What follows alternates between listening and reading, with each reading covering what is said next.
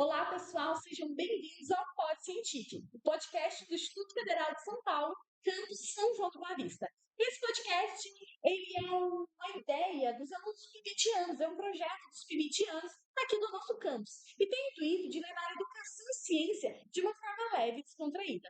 Hoje, a gente está com uma visita especial aqui no nosso campus. A gente está com o professor Júlio, de Biologia, do campus de Avaré, e ele vai falar um tema muito importante com a gente hoje, que é como funciona e qual a importância das vacinas no controle de doenças. Então, professor Júlio, seja muito bem-vindo ao nosso campus. É um prazer recebê-lo aqui.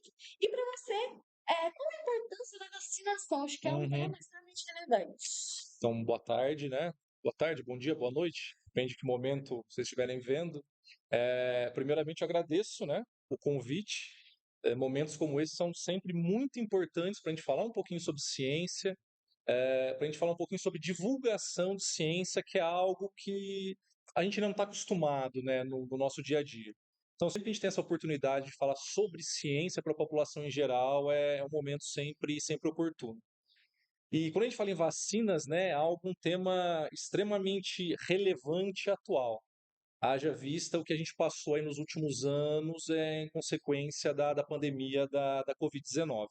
Então, quando a gente pensa em importância das vacinas, né, eu acho que no Brasil, principalmente, né, e muito graças ao SUS, ao Sistema Único de Saúde, nós somos um país que é referência mundial em vacinação. Então, desde que nós nascemos, a gente toma uma série muito grande de vacinas, todas gratuitas, e a gente nunca questionou essa questão da vacinação, né? Nos últimos anos, infelizmente, isso acabou acontecendo, e isso não foi um problema só no Brasil, é um problema mundial, a gente pode até falar disso daqui a pouquinho. E quando a gente pensa sobre a importância, ela é fundamental para evitar doenças, ela é fundamental para garantir a própria vida, né? Então a gente vê que ao longo dos anos várias doenças elas foram simplesmente desaparecendo por conta dessa vacinação sistemática de toda a população. Por exemplo, né, com a diminuição dessa vacinação, isso aconteceu não só no Brasil, né, mas também ali na América do Norte, na Europa, ali no ano de 2007, 17, 2017, um surto de sarampo na Itália. Então, em um mês, acho que foram 4.000 casos de sarampo. Isso no Brasil também aconteceu em 2018, 2019. Então, era uma doença que era erradicada e depois de um número tão alto de casos, nós perdemos um selo da OMS de vacinação em que o Brasil não era mais livre do sarampo. Então, isso é um problema muito grande. Então, a gente tem que se vacinar, né? Nós temos que vacinar as nossas crianças, temos que nos vacinar e até para proteger aquelas pessoas que não podem se vacinar por algum motivo. Porque a partir do momento que a gente se vacina contra todas as doenças, sejam bacterianas, sejam virais, a gente impede que aquele vírus, que aquela bactéria continue circulando no ambiente. E a gente sabe que os vírus eles sofrem muitas mutações, as bactérias também. Então, a partir do momento que o vírus ele continua no seu hospedeiro, ele consegue se modificar e pode gerar uma doença ainda mais grave. Então, pessoal, vacinação é de extrema importância. A vacinação é segura, sim. E como funciona a vacina no corpo humano? Como que funciona essa defesa? Como funciona a vacina? Então, vamos só relembrar alguns conceitos para a gente entender como funciona a vacina. Quando a gente fala no nosso sistema imune, a gente tem basicamente dois tipos de imunidade.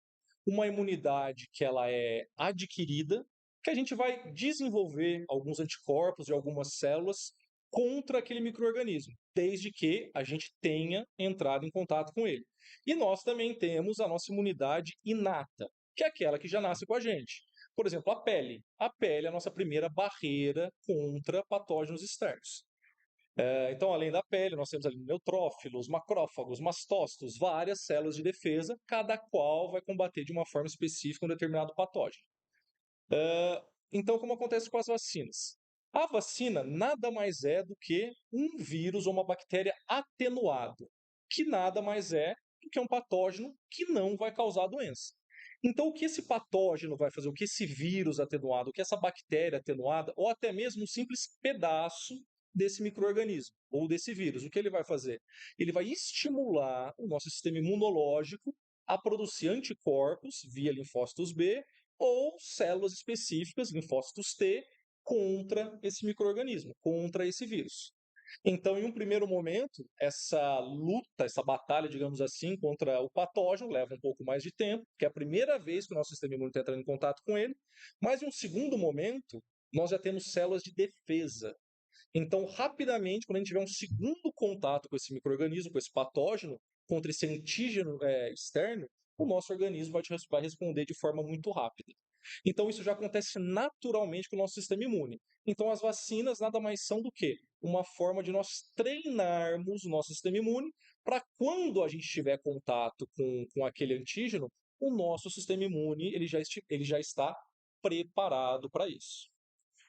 Durante a pandemia, principalmente quando começou a vacinação, né, muito se falava, a gente escutava muita gente falando, mas a vacina, ela demorava um determinado tempo para ser desenvolvida, Uhum, e demorava anos, e agora essa vacina foi desenvolvida de uma maneira muito muito rápida, rápido. e isso faz com que a vacina seja ineficaz, não seja eficiente, que ela possa fazer algum dano agora ou depois, e se falava muito disso, né, Uhum, durante a sim, vacinação. sim. A questão da demora na produção das vacinas, de fato, para uma vacina ser produzida, início dos estudos laboratoriais, testes clínicos, vou falar das fases daqui a pouco, e até essa vacina está no mercado, isso leva em média 15 anos. Então, de fato, é bastante tempo. Mas esses 15 anos, 95% do tempo é para a fase de testes clínicos. Então, mais ou menos como funciona a produção de uma vacina, né? Então, inicialmente, tem-se uma fase pré-clínica em que aquela vacina ela vai ser injetada em animais para ver se de fato ela tem uma eficácia. Será que de fato essa vacina funciona? Então, essa vacina vai ser aplicada em animais. Tá bom, funcionou. Então, isso numa fase pré-fase 1, né? Pré-clínica. Depois a gente vai para a fase 1, que nós temos aí alguns voluntários, em que os pesquisadores vão verificar se tem efeito colateral, não tem, qual é a dose correta para gerar imunidade, qual não é. Passadas essa fase 1, a gente vai para a fase 2, que já é um número bem maior de pessoas, são mais ou menos 100 pessoas. E na fase 3 são milhares de pessoas, idades diferentes, etnias diferentes, sexo diferente, enfim, para de fato analisar se aquela vacina ela funciona. Então, até na fase 3 também existe um grupo controle que recebe um placebo, que recebe um medicamento que não é a vacina, e um grupo que de fato vai receber a vacina para ver também se tem uma diferença de resposta imune entre esses dois grupos. E, inclusive, quem toma o placebo e a vacina não sabe o que tomou. Porque o que existe também, né? Pode existir ali um processo de cura, entre aspas, né? Até porque é difícil definir o que é cura. Mas talvez o medicamento funcionasse sem ter um princípio ativo, por N outros motivos. Então, daí a importância de se ter esses dois grupos, né? Tudo bem. Então, 95% do tempo são esses testes clínicos. Agora, por que, que a vacina da Covid foi tão rápido, né? Porque talvez nunca nos últimos anos, nas últimas décadas, o mundo todo tenha destinado recurso, aí quando eu falo em recurso, eu falo dinheiro e tempo, além de tudo de colaboração. Então foram vários grupos de pesquisadores colaborando em prol de um intuito comum. Por quê? Porque as pessoas estavam morrendo. A cada dia milhares de pessoas morriam. Então todo o esforço, toda a verba foi destinado para isso. Então no tempo razoavelmente curto, a gente conseguiu algumas vacinas eficazes. E algo que é importante dizer também é sobre a vacina de RNA, que algumas indústrias farmacêuticas desenvolveram a vacina de RNA, como por exemplo a Pfizer, se eu não me engano, né? A vacina de RNA, que possibilita que essa vacina seja desenvolvida mais rápida, a produtividade é muito maior e a adaptação dessa vacina é muito maior. E até, além de questionar o tempo do desenvolvimento da vacina, questionaram, mas essa vacina de RNA, ela não é segura, tem algum problema, né? Pode gerar algum problema, a gente não sabe ao certo. O que a gente não sabia é que essa vacina, não essa vacina especificamente da Covid, mas vacinas de RNA já vinham sendo estudadas desde 1990, né? Então, desde o início da década de 1990. Então, é algo que não foi um tiro no escuro, os pesquisadores já sabiam o que estavam fazendo, e agora, claro, com essa destinação de tempo pessoal, recurso financeiro, a gente conseguiu chegar numa vacina eficaz que, de fato, salvou milhares e milhares de vidas ao longo do mundo todo. E para você, qual a importância dos professores de ciência abordarem esse assunto dentro de sala de aula? Principalmente quando a gente vê tanta desinformação aí, né? Uhum, sim. Essa questão do professor, especificamente professor de ciências, né? A gente está trabalhando com alunos aí, né, dos anos finais do Fundamental 2, né, as séries finais, de quinto a nono ano. Eles são fundamentais de que forma? Essa educação científica, ela tem que acontecer desde o início da formação intelectual desses alunos, a formação cognitiva, emocional desses alunos, né? Exatamente para que eles não caiam nessa desinformação, para que eles não caiam nesse mundo que tem tantas informações e de que forma eles vão julgar o que é correto e o que não é correto. Então, quando o professor ele leva esse tema para a sala de aula, quando o professor discute com os alunos, claro, adaptando a linguagem para o aluno que ele tem, né? Isso é de extrema importância para que o aluno ele não continue propagando essas informações que não são corretas. É até engraçado, né, que quando a gente relembra, a gente passou agora por toda essa questão da pandemia da Covid-19 há 3 anos, mais ou menos, né? A gente começou lá em 2020, e quando a gente olha para trás um pouco, ali no início do século XX, na revolta da vacina, não sei se vocês se lembram da revolta da vacina. E é engraçado como a história se repete, né? A gente falou que agora tem muita informação, mas ao mesmo tempo tem muita informação falsa.